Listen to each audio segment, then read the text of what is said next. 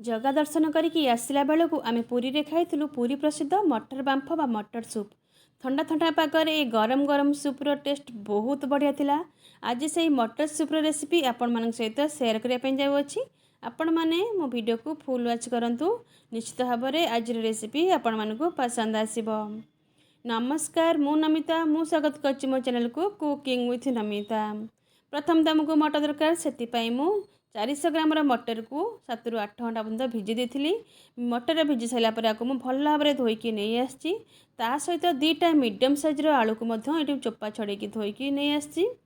एबे आमे कौन करवा ना ए मटर आलू को सिझेबा। से देखूँ ये गोटे मुझे प्रेसर कुकर नहीं, प्रेसर कुकर देकी मटर आलू को मुझे सिझेबी।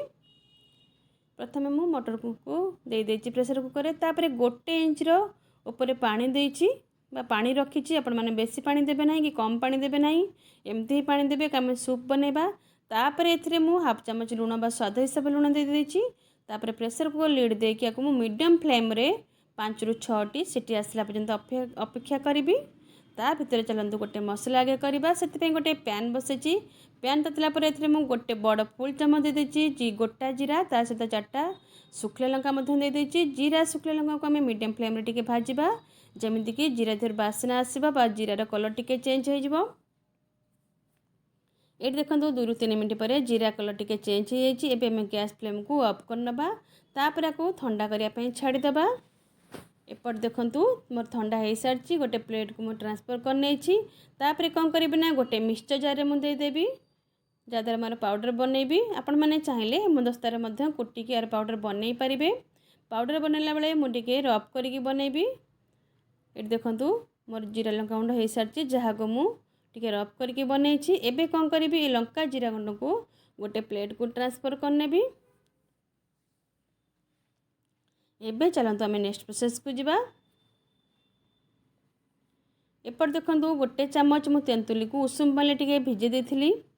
तेंतुली भिजी सारा पर या भल भाव चकड़ी नेबी, तार मंड अलगा करनेबी और चोपा को अलगा करनेबी। से गोटे मुझे छणा नहीं, छणारे छाणिकी मुझे मंड अलगा करी। दर्शक बंधु, आज रेसिपी जदि आपण मानकु पसंद आसीबो तो प्लीज मो चैनल को लाइक करेंगे, सब्सक्राइब करेंगे, पाखर थिबा बेल आइकन को प्रेस करेंगे, जहाँद्वारा मोर आगुक आसुवा नुआ नुआ वीडियो नोटिफिकेशन सर्वप्रथम आपण मैंने पाइपर। ये देखो गोटे छणारे बढ़िया से मुझे छाणी मंड अलगा करनी और चोपा को अलगा करनी। तापर कौन करी ए तेंतुली मंडरे अल्प टिके पानी देकी पतला करनेबी।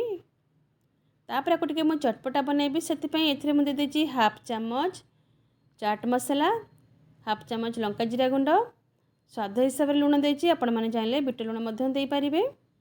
तापर आपको भल भाव टिके गोलई नेबी। एठी मोर प्रस्तुत हो सारी चटपटा तेंतुल पानी। एबे आमको साइड करनबा। एपट देखो जो मटर मु सिझे बढ़िया से सिझी सारी। ये आपण मानक मु चामच रे काढ़ी देखी दूची केते बढ़िया सिझी। देखो गोटा गोटा अच्छी किंतु हाथ में दाबिले पूरा सांग सांग दाबी हो माने बहुत बढ़िया से सिझे।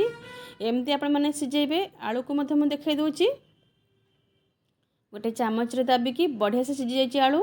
एबे आलू को छोट छोट पीस करनबा। ये आपण मैंने गैस को चालू रखुथे कारण एमती गरम गरम मटर बांफ दरकार आमर। ये देखो बढ़िया से आलू सहित मटर सिझी सारी, केते बढ़िया सिझी सारी। आम सिम करके मटर को बसई थिबा कारण गरम गरम एमती मटर आलूर पानी दरकार। एबे चलतु आपको सर्व करवा। देखंतु गोटे बाउल मु साधा लुण टिके नहीं, ता ऊपर गोटे कंचा लंका मुझे मंथी देवी, जहाँद्वारा फ्लेवरटा बहुत बढ़िया आसबो। तापर आम मटर आलू को गरम गरम नहीं कि सर्व करवा। देखते गरम गरम दबा आ पतला पतला करदेबा, जमा बहलिया करदेबे ना, टिके पानी पानी रखिए जहाँद्वारा टेस्टा बहुत बढ़िया आसबो। ये देखो मुझे पानी दे देछि।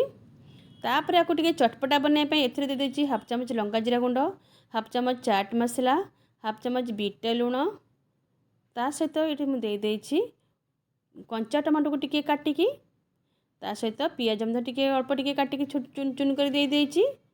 तापर एथिरे मु गोटे कंचा लंका दे देछि, टिके राग राग हेले बहुत बढ़िया लगी थाए।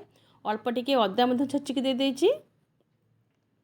तापर एथे दे देछि अल्प किछि कटा धनिया पत्र, जहाँद्वारा फ्लेवरटा बहुत बढ़िया आसबो। टिके अधिका चटपटा करने एथिरे मु फाळे लेंबू दे देछि।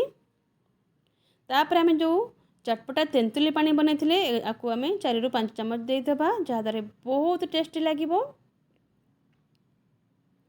देखो बढ़िया से मुझे तेंतुली पानी दे देदेछि।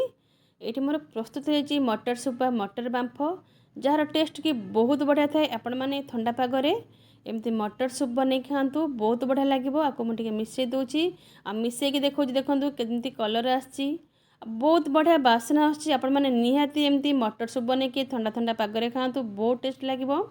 आपण मानक ये मटर सूप रेसिपी केमती लगिला आपण मैंने मते कमेंट माध्यम जनइबे। आज रही पुणी आसबे एक नुआ रेसिपी सहित से पर्यंत रही। नमस्कार, जय जगन्नाथ।